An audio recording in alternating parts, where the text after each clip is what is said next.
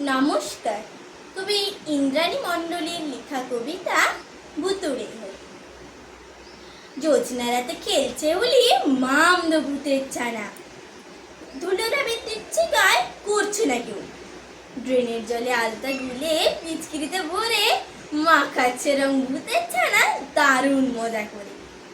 সুযোগ পেলেই শিমুল গাছের মেছো ভূতের ছানা মারছে চুড়ে টাটকা গোবর আর কচুরি পানা। ভূতের আওয়াজ ভূত সেজেছে, মাখছে গালে রং। মৎস্যবাজ ওদের মনে, ওরাও সাজে সং।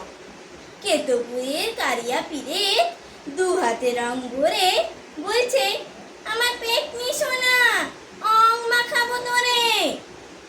ওদের মনেও বসন্ত রাগ, প্রেমের পুলক জাগে। ওরাও কিন্তু ভূত ছিল না, মানুষ ছিল আগে। নমস্কার।